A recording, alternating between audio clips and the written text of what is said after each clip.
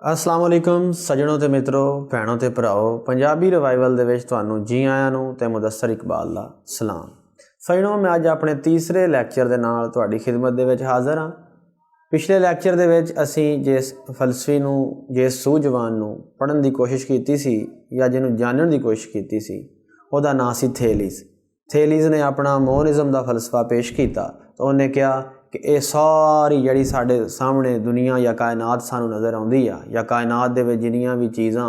अग हवा मिट्टी पहाड़ बादल वगैरह उहदा कहना सी या उहदा मनना सी ये सारी इक्को मादे दी बनी हुई और उहदे इस फलसफे नूं या उहदी इस सोच नूं मोनिज़म दे नाम नाल जाणिया जांदा। और अज दा साडा फलसफी है एनाक्सिमैंडर। वो भी इस ही सोच दे नाल तलक रखदा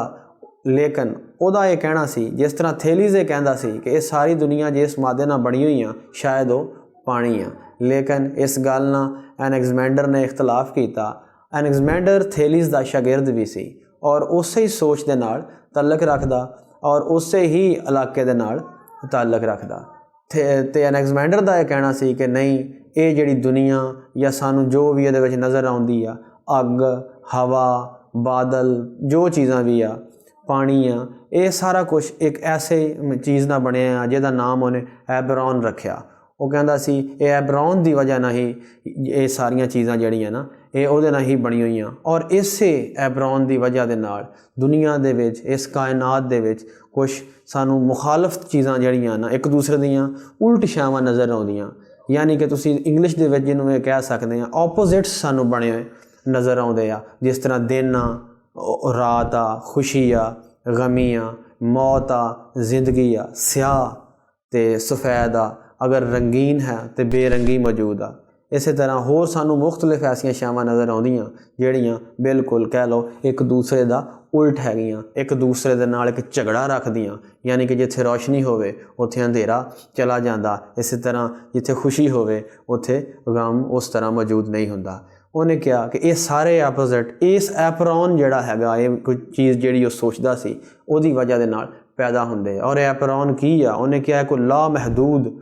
कोई एक ऐसी शय आ जिहदी कोई हद नहीं और ये बहुत वसी है और एक बिल्कुल यानी कि जिहदी कोई लाइन नहीं कोई हदबंदी नहीं कोई जिन्हों असी कहने उहदी कोई पमैश नहीं गई उन्होंने असी कछ नहीं सकते। ये एपरॉन एक ऐसी चीज़ आ और इन्हें जिहड़े मुखालफतां पैदा कीतियां दुनिया दे विच जिहड़े ऑपोजिट्स पैदा कीते आ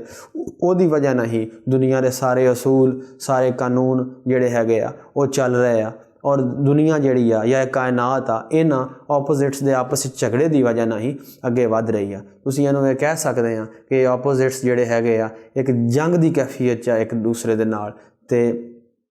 इस दुनिया के सारे कानून असूल जिहड़े आ या दुनिया दीयां जिन्ने भी दुनिया दे विच काम होण डए आ ये सारे जिहड़े आ इस वजह दे नाल आ। उहदा यह ख्याल सी कि सूरज जिहड़ा हैगा उन्हें पहली बारी कहा कि दुनिया तो बहुत दूर आ या ज़मीन तो बहुत दूर आ और ये जिहड़ा है बहुत बड़ा हैगा। ये उहदा ये भी ख्याल सी कि ये जिन्ने भी सियारे आ जिहड़े सानू नज़र आउंदे आ ये मुख्तलिफ रफ्तार नाल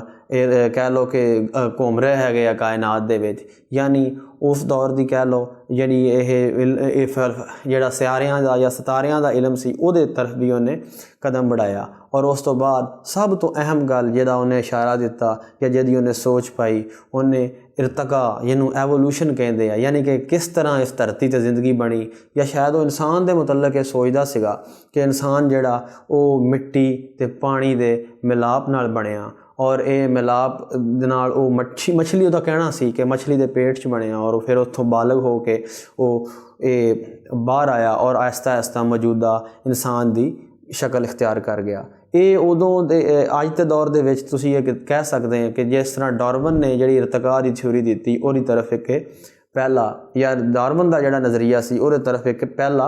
कदम सी। और इस तरह एनाक्सिमैंडर ने पहला नक्शा बनाया दुनिया का। हाँ वो नक्शा कोई दुरुस्त नक्शा तो नहीं सी लेकिन वो जिन्नी कि इंसान उस दौर दुनिया नूं समझदा सी या जानदा सी वो पहला नक्शा उन्हें बनाउण दी कोशिश की। और इस तरह कह लो कि जिहड़ा मोनिज़म का फलसफा सी उहदे विच उन्हें एक नई कह लो कि एक शै लैके आंदी कि ये जिहड़ा वो मोनिज़म थेलीज़ ने खड़ा किया सी, थेलीज़ के मुताबिक ये सारा जिहड़ा मादा ये पानी है और दुनिया कायनात दे विच जिन्नियां भी चीज़ां बनी हुई ये सारियां जिहड़ियां हैगियां वो पानी तो ही बनियां। इनू उन्हें तब्दील किया, उन्हें कहा नहीं एक होर ऐसी लामहदूद कोई शै आ जिहदे नाल कायनात दियां सारियां चीज़ां बनियां होईयां हैगियां और उस शै दी वजह दे नाल जिहड़े हैगे आ दुनिया दे विच मुखालफ कुवतां अच्छाई बुराई इस तरह कह लो कि ज़मीन आसमान वर्गे तसवरात जिहड़े आ पैदा होए आ ये उस मादे दी वजह नाल, उस लामहदूद मादे दी वजह नाल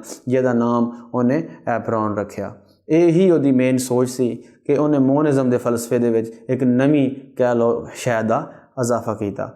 वो इस सोच नूं लैके होर अगे भी चलिया। उन्हें यह भी कहा कि जिहड़े आपोजिट्स आ ये दुनिया दे विच जिहड़ियां मुखालफ एक दूसरे दे चीज़ां हैगियां ये कट्ठियां ही पैदा होंदियां। कह लो इक्को यानी कि जिहड़ी चीज़ एक मौजूद आ उहदा मुखालफ होना भी ज़रूरी आ और ये एक दूसरे दे विच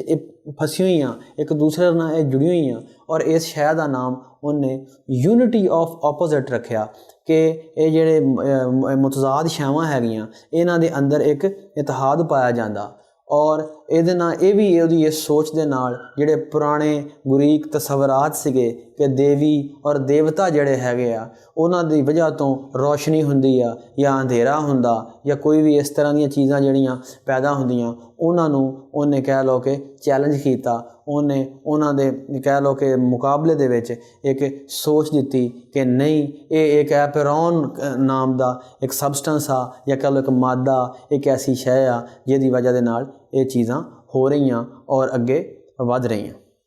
सजनों इस तो बाद असी तीसरे फलसफे दे तीसरे उस्ताद अल